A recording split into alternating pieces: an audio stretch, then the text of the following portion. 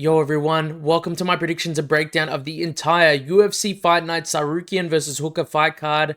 Apologies for the super late video. It's been a bit of a rougher week for me. I'm not going to lie to you guys. It can make it sort of hard to sit down, research, and record for these videos sometimes, but I do love doing these videos and I've been really wanting to get this video out recently. So here it is, guys, where it's finally here. Please do expect very brief breakdowns though in this video and a bit of a less editing in general, just for this card though, and it should be back to normal for the next one. If you do appreciate these videos though, and you like every single one of them each week, please leave a like on this video, subscribe if you're not already, and turn on the notification bell so you don't miss any of the uploads or any of my streams that I do for Fight Companions for the cards. Before we get into the predictions though, I do want to talk about our results for last week's card really quickly for anyone who is curious. We went 10-4 on picks for UFC 322, which actually was pretty solid. The only pick I got incorrect on the main card was JDM, which I'm still a little sad about,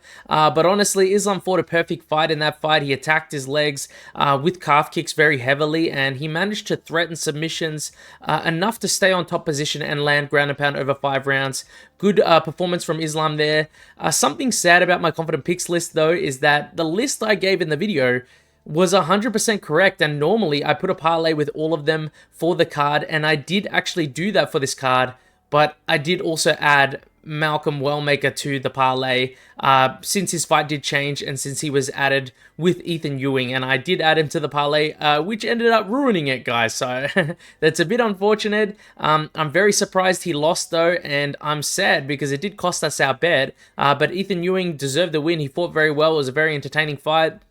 When it comes down to how all the bets went, here on screen all the bets I had on the card, and the only bet I added on live for the card, during the card, was the Bo Nickel minus 3.5 spread bet. But all of the other bets on screen, guys, that you guys do see were in the betting guide for UFC 322. I will now highlight in green all the bets that cash, and in red all the bets I did not hit. And as you can see, we did make a slight profit, which is nice to see. Not losing is always a win for me, you know what I mean? Regardless of the size, it's always a win. But if JDM just won, guys, if JDM won, it would have been probably my biggest win ever. If he won, we would have been up maybe 11 units, which is just massive. But it happens, guys, regardless. Something else I do want to mention is that I will be posting the full card betting guide for this card sometime within the same day, honestly, because I'm so late with this video. I haven't been able to post. So please put your bets in as soon as you can. Go to my Discord, put the bets in the subscribers bets of the week section, or put them in the comment section of this video below, guys, if you do want to be the subscribers bet of the week. And the last thing I do want to mention is that if you do want to come join the live stream for this card, it will be a Fight Companion, and if you want to come join and say hi, I will be streaming the card at 5 a.m. my time, guys. You can see the time on the screen for you. It will be 5 a.m. my time, but your time might be a little bit different. I will put it on the slide here. 5 a.m. always does suck, but I can't help myself, I can't help myself from watching UFC events, guys. I do like it a lot. You guys know this if you've been in the live streams. Come past, say hi if you're free.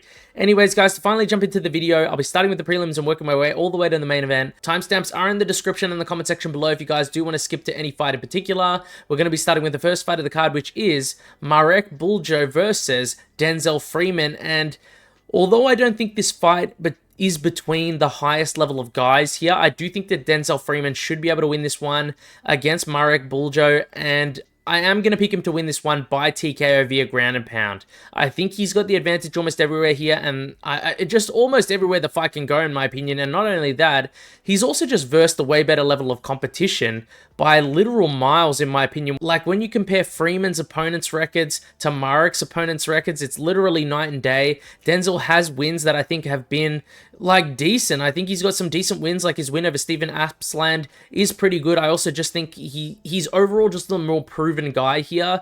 It's pretty much up to Marek here to just see if he can defeat a higher level opponent and a higher level of competition than he's used to fighting. And Denzel Freeman is going to be that decent test for him to try to conquer, and I don't think he does it here, guys, in my opinion.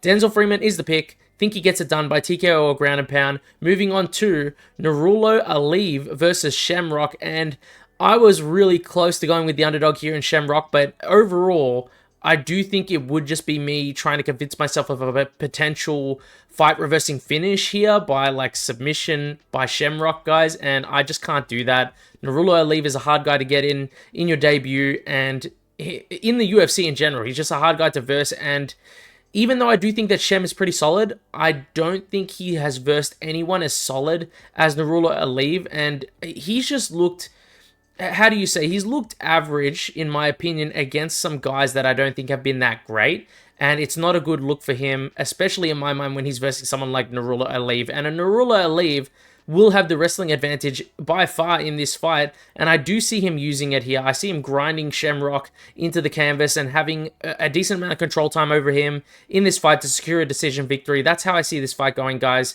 That's pretty much it here. Nurullo is the pick here. Moving on to Ismail Naurdiev versus Ryan Loder. And I'm not going to lie to you guys, there is a chance that Ryan Loder just goes out there and now grapples Naurdiev and ends up controlling him or like submitting him in this fight, but I just cannot pick Ryan Loder to win this fight. I'm a big doubter of Ryan Loder. I really don't think he's as good as maybe other people might think he is when it comes to fighting in MMA and in the UFC. I think he's pretty bad on the feet. And when you're fighting someone like Ismail Naurdiev on the feet, you need to secure the takedown, or you're just getting finished, in my opinion, if you're Ryan Loder, that is. I'm not saying that Naurdiev is going to finish everyone on the feed. I'm just saying if you're Ryan Loder. I'm going with Ismail Naurdiev by KO inside the first 2 rounds, and this isn't an incredibly confident pick, I will say that, but I just think that Ryan Loder is going to struggle to secure that early takedown against Naurdiev and end up just taking a decent chunk of damage on the feet early, potentially getting rocked and put away here. Moving on to Bekzat Almakhan versus Aleksandre Topuria, and this might be the hardest fight for me to pick on this card because I really do want to lean towards Aleksandre Topuria here to win this fight. He's looked solid for the most part, and I just don't see him getting starched like a Brad Katona against Bekzat Almakhan. And the only things that have made me hesitate in picking Topuria were some slight issues I had in his fight with Colby Thickenese, and it's also the fact that Bekzat really is a great fighter who hits really hard, so it's sort of hard to not pick him as an underdog sometimes. But overall, when we talk about issues with Aleksandre here, Topuria's main disadvantage I could see for him potentially in this fight is maybe the power of Bekzat Almakhan. I do think he's got the power advantage here. He's probably one of the hardest hitting bantamweights on the roster with 10 KOs and 12 wins. And I do remember, like I said, Colby having a bit of success in the striking against Aleksandre. And Aleksandre, like, even though I'm saying all of this, Aleksandre is going to be better defensively, in my opinion, than Bekzat Almakhan on the feet. He's also going to have the grappling advantage in this fight. And forget about me editing this video. Like I said, I'm not going to edit any of these mistakes, guys. You're going to see a lot of these mistakes, but I do think he's going to have the grappling advantage in this fight, guys, which I do think is going to make the biggest difference here. It's going to be the biggest difference maker here. If you look at Bekzat Almakhan's striking numbers in the UFC, you'd think this guy pretty much never throws a punch. Like, I went and checked the stats. I do this for pretty much every other fighter. And it's mostly just because he got out-grappled by Umar for pretty much the entirety of that fight. And then he also ended up, like, sleeping Brad Katona very early on. So there's not many punches for him to really have. You know what I mean, guys? But in the end, I just think Aleksandre Topuria is going to be the pick here, guys. I don't know if my rambling makes sense here. I think he just wins this fight by decision by out-grappling and outdoing Bekzat over the course of the fight. But like I said, at the start of this pick, this is a close one. I really do think this is going to be a close one. I could see Bekzat winning this one. It wouldn't surprise me at all, guys. But it might not come across this way with how short the breakdowns are here, but that is the truth. Moving on to Abdulrahman Yakyaev versus Rafael Sequeira, and you know, all my predictions on this card are short, guys, but this one is possibly the shortest here. I think that Abdulrahman is going to be the pick here. I am picking him to get a finish inside the first round, maybe the first 2 rounds to be safe. The dude can be a little reckless, like, don't get me wrong. I do worry that he could potentially get caught in this fight, but Rafael Sequeira has just shown a lot of people, including myself, that he's just there to be finished, and he is not ready for UFC level fighters, in my opinion. This guy looks strong in terms of Rahman, guys, and this is his chance to confirm what people already think, including myself, that he's a pretty good guy. He can be a good prospect in the division here. And I think he can do great things in the division as someone who's just not, he's not just powerful, he's also someone who can mix in the grappling and submissions here. Yakhyaev by KO is going to be my pick here, guys. KO or submission is the safer option, though, in my opinion, because the guy doesn't mind jumping on top of someone to get a submission after he's hurt him here. Moving on to Perez versus Almabayev. And now I'm going to say something I don't normally say about odds here, guys. You might have never heard me say something like this, but how is Almabayev this close in odds with Perez? I honestly think it's a semi-gift. With him being a -200 favorite here. I will say, although I do think this is going to be a competitive fight, which is probably a funny thing to say after, sounding so confident in someone, but my point does stand here. Even though I do think it's going to be a competitive fight, I do think there's going to be a clear winner in Almabayev here. I'm going to go with Almabayev by decision, 30-27 or 29-28 after doing some solid back and forth tit-for-tat striking and grappling with Perez here to end up coming out on top slightly, edging each of the rounds. I think he's just going to be too difficult to handle pressure-wise for Perez. He's going to be constantly moving. He's trying to secure the takedown whilst mixing in a lot of kicks and winning the fight, both on the feet and on the ground, like I did say. I do worry slightly about Perez's power and his overall kicking game himself, since he does have some nice kicks, but I just don't think stylistically it's going to work out for him here against Almabayev. Moving on to Nicolas Dalby versus Saygid Izagakhmaev. These are some tough names, but in the end, I'm going to pick Saygid to win this fight, most likely by submission or decision.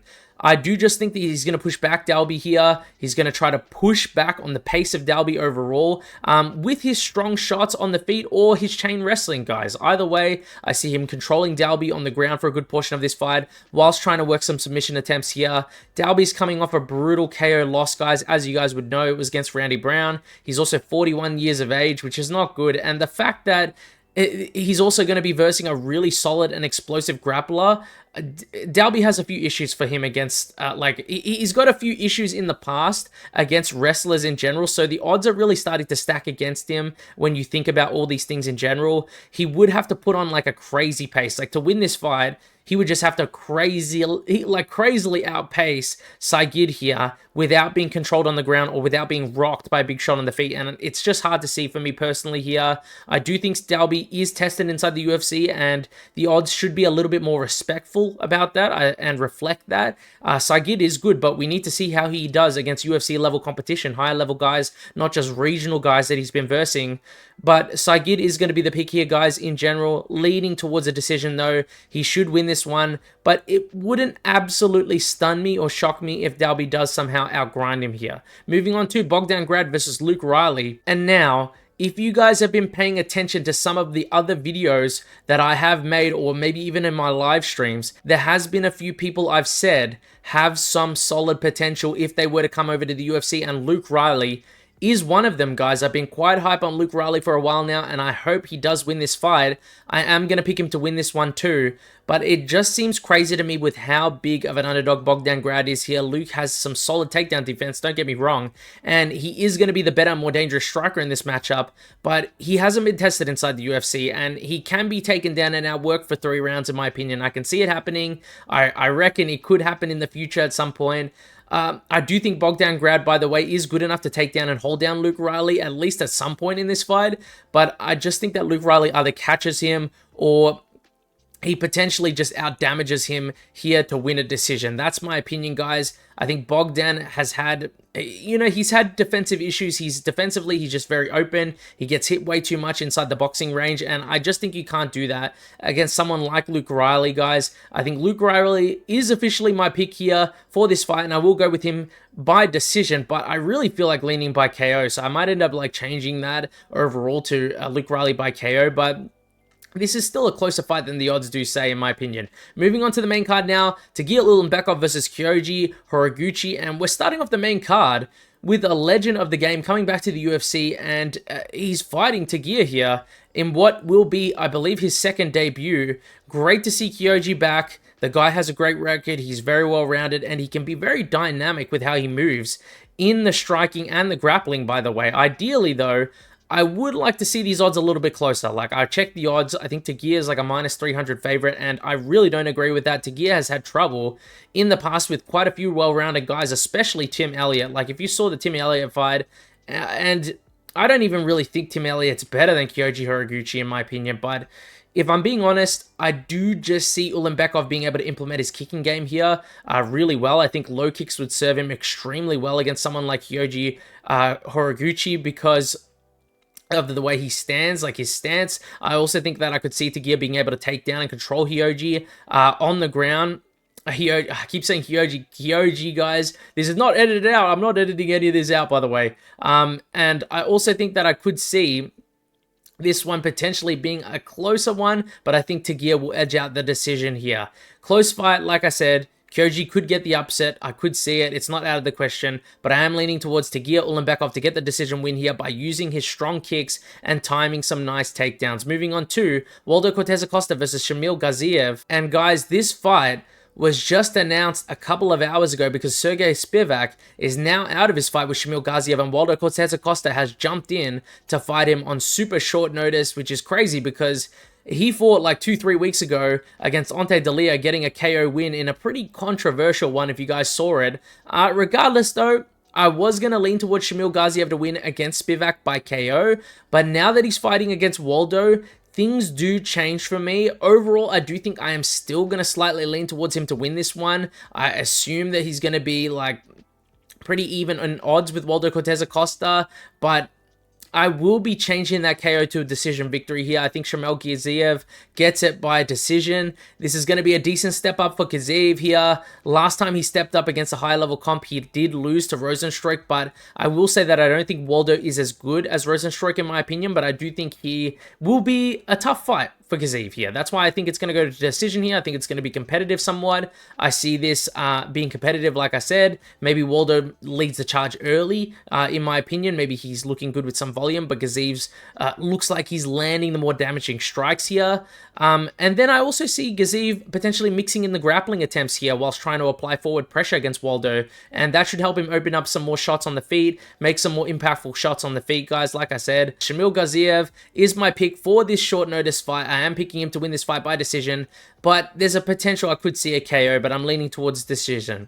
Moving on to, I'm not editing this video. I hate some of these mess ups that I'm doing with my voice. Moving on to Jack Hermansson versus, listen, I'm not editing this out. Moving on to Jack Hermansson versus Myktybek Orolbai, and like Myktybek Orolbai, guys, I do like him a lot. Like, you know, okay, you know what? For this specifically, I said there wasn't going to be much editing, and I'm going to stick to that. That you guys are getting to see some uncut stuff that I would have chopped out. All right, so I hope you guys respect that. But the main statement here in the script is that I do like Myktybek Orolbai, guys. He's a tough dude. He's very exciting. And I'm going to pick him to beat Jack Hermansson here. And I think he will win this one most likely by finish, in my opinion. Could be by KO, but I'm leaning towards a submission. And it's mostly because I don't like the move down and weight for Jack Hermansson here. He's going to be weight drained. And I especially don't like it after a really brutal KO loss at the hands of Gregory Rodriguez in his last fight. And you add on top of that, like, Orolbai's like lighter man skill, and how I do think he's just going to out grapple someone who's older. Like Jack Hermansson is really old right now for a fighter. He's not old in general, but he's old for a fighter. He's going to be weight drained, like I said. I don't think this is a good move for him. I do think Jack has the advantage, though. Like, if I did have to say something, he's got the advantage in terms of his movement, like his distance striking. I think his volume, his striking output is going to be better. It's going to be higher than Orolbai's, but I don't think it's going to matter much here. I think Orolbai is going to get this fight to the ground at some point, and I do think he's going to finish this fight inside the first 2 rounds. Myktybek Orolbai is the pick here, guys. I'm going to go with him by submission, but I do think he gets the finish one way or another in this fight. Moving on to the feature fight of the card in Volkan Oezdemir versus Alonzo Menefield. And part of me really wants to go with Alonzo Menefield here because I just see a lot of holes in the defense of Oezdemir that I've seen for a while now, and it's a reason why I've picked against him a lot of the time, but I do think he will overall be the better fighter here in general, regardless of how I feel about his deficiencies.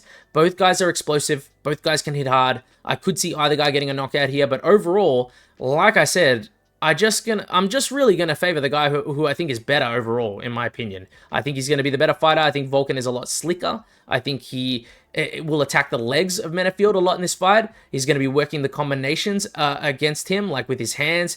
He's gonna accumulate more damage on him, and he's gonna work him back up against the cage, in my opinion. And when he does do that, that's where I'm gonna see him do his best work with, like, you know, with his boxing combinations, but he's going to have to avoid that haymaker counter of Menafield there. Volkan Oezdemir is the pick here. I'm going to actually lean towards the KO, if I have to say, maybe in the second or third round of this fight, but a decision wouldn't shock me in the slightest. Moving on now to the co-main event of the evening, Belal Muhammad versus Ian Machado Gary, and this is one that I have been thinking about for a bit now, but ultimately I am siding with Ian Gary to win this one, either by decision or by KO, but I'm leaning towards a decision victory. Belal's very tough, guys. He needs to get credit for being a tough dude. He's always willing to pressure forward and put on a pace. He showed great heart in his fight with JDM, but he showed a lot of trouble securing the takedowns fully in that fight with JDM and securing a lot of control, besides in the 5th round, if I remember correctly of that fight correctly. This video, there's no editing, guys. Remember that. No editing, right? I think that there's going to be slight editing. I'm not going to lie. There's going to be slight editing in there. I think Ian, though, has got some solid takedown defense. I think his defensive grappling and his scramble ability to get back to his feet and switch into his own offensive BJJ is quite solid. We saw in his fight with Shavkat that he really isn't afraid to engage in the grappling and mix it in when he can. And something I think is very important is, I did say this in my breakdown, by the way, when Prates versed Ian Gary, even though I think that even though I picked Prates to beat Ian Gary in that fight, in the breakdown of that fight, I explained that, you know, this would be a difficult fight for Prates because Ian just knows how to win. Like, I've said that before, Ian just knows how to win. He's got high fight IQ, which isn't talked about enough in my opinion, and he isn't afraid to make the fight boring to win in the end, and he does whatever it takes to win. I can respect it. He will strike when he has the advantage. He will grapple when he thinks he can have the advantage. I respect that a lot.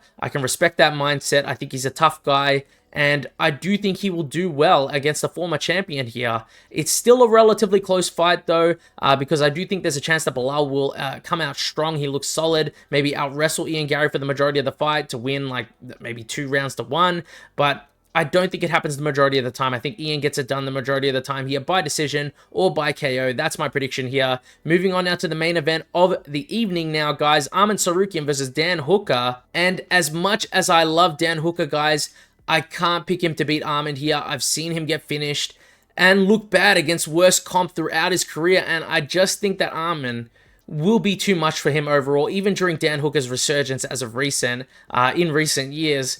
He just has the same issues against a lot of guys. He's just way too hittable. He gets rocked in his fights. He struggles with wrestlers, and he is very, very open when he's on his back on the ground, and that's something I really don't like if you're going to verse Arman Tsarukyan.